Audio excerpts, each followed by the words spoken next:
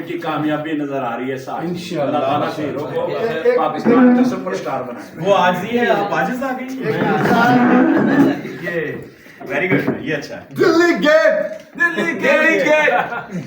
मेरा ख्याल है दिल्ली गेट ऐसे होना चाहिए। कैसे होना? हाँ ये दिल्ली गेट है। और दिल्ली दरवाजा सारा लाहौर खैर जानता है। दिल्ली दरवाजा ये उस पे फिल्म बनी है, दिल्ली गेट। पिक्चर्स बना ताज बेटा उससे नहीं बना नलायक पांडे। बहुत छोटा बने। प्रोड्यूसर साहब आगे, प्रोड्यूसर साहब को आगे करो थोड़ा।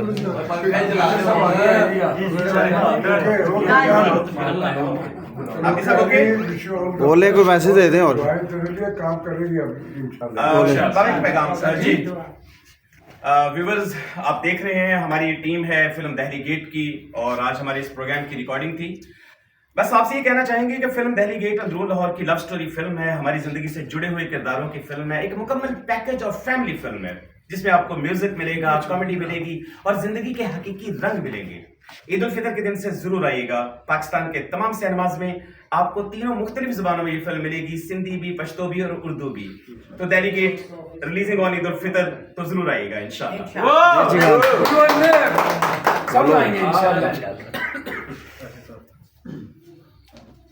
रिवाइवल की बातें होती हैं तो मैं अपने तमाम पाकिस्तानियों से मुल्तमिस हूँ, 3 जबानों में ये फिल्म है और आपकी ज़मीन, आपकी जन्मभूमि, आपकी कल्चर से रिलेटेड, आपके इक़दार से रिलेटेड, आपके ज़ाती जो साइकी है उससे रिलेटेड कहानी। जब आप इस फिल्म को आप देखेंगे तो आपको फील होगा कि मैं इस फिल्म का हिस्सा हूँ। क्या आप एक बार देखने जरूर आइएगा। दिल्ली गेट। एक साथ बात लगाएं।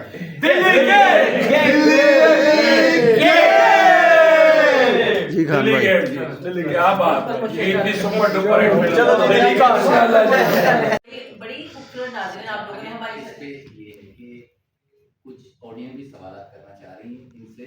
हाँ, तो मेरा ख्याल है हम ऑडियंस की तरफ भी बिल्कुल चलें। ऑडियंस की तरफ जाते हैं।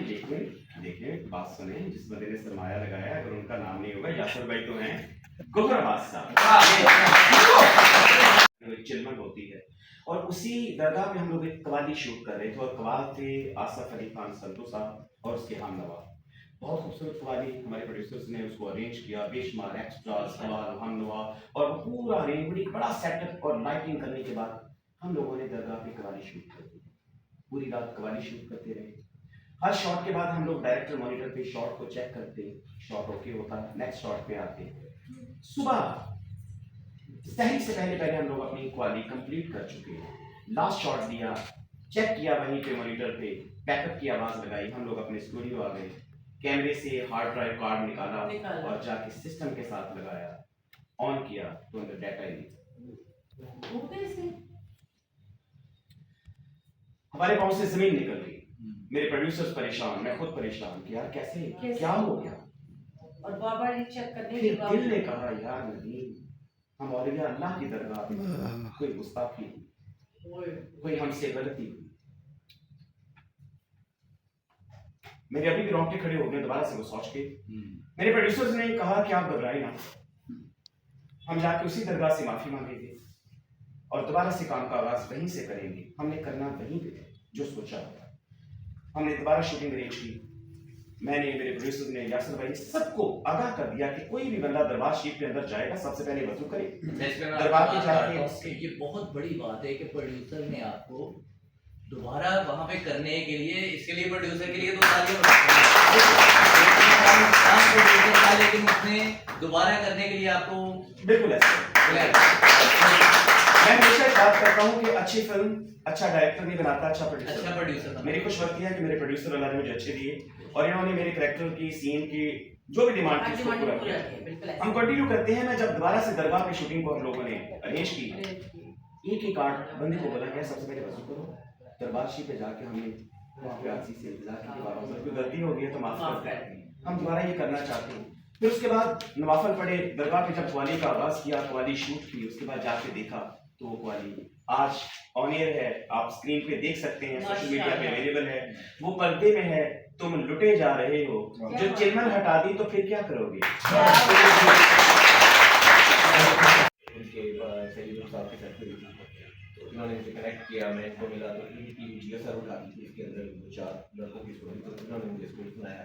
तो मेरे थे लंबे बाल पर, एक्चुअली कहते हैं यार पुलिस वाला हमारा रोल है, लंबे बाल वाला कोई पुलिस कटिंग मैटर ये मैं कटिंग नहीं कर सकता क्योंकि मेरी ऑलरेडी फिल्म चल रही है, उसका ये कंटिन्यू नहीं थी। इन्होंने कहा यार एक काम करते आपको सिख बना देते, तो उसके अंदर फिर मेरे लंबे बाल थे, दाढ़ी ऑलरेडी थी, तो वो उसके अंदर मैंने सिख का कैरेक्टर किया और माशाल्लाह बहुत अच्छा है। हाँ तो आप एक फिल्म डेलीगेट रहे हैं ना उधर, काफी शाबी खाएगी नहीं? नहीं हम लोग पूरा वो पाए शायद जो सुबह मिलते हैं। लेकिन फिर हमने एक धूम आपने कनाडा घुमाया, हमारे डेलीगेट ने आपको कनाडा से बाहर निकाला ना, बिल्कुल।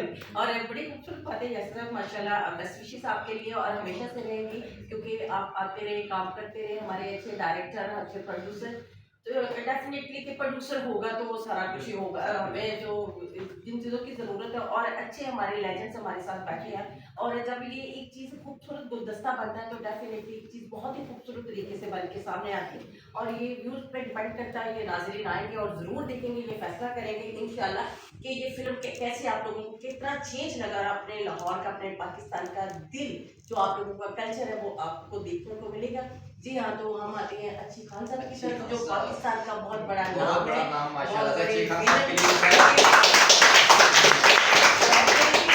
अगर उनका नाम ना लिया जाए, अगर उनसे पूछा ना जाए, अगर उनसे गॉसिप्स ना हो तो फिर तो ये ज्यादती है। तो खान साहब ने माशाल्लाह बहुत सारी फिल्मों में काम किया, अपने काम से अपने फन का लोहा बनवाया, और बहुत अच्छे विलेन है, हर कैरेक्टर को बड़े खूबसूरत तरीके से निभाते हैं। बल्कि मैं भी उनके साथ 2-4 फिल्में कर ही रही हूँ, मैं जहाँ पे घबराई हूँ, मुझे हमेशा उन्होंने सपोर्ट किया, बहुत अच्छे प्यार करने वाले सपोर्टिंग है। तो आइए उनसे मिलते हैं, अच्छी खान साहब से। अस्सलाम वालेकुम सर। वालेकुम अस्सलाम। सर, कैसी फिल्म आपकी, दिल्ली गेट के चर्चे हो रहे हैं तो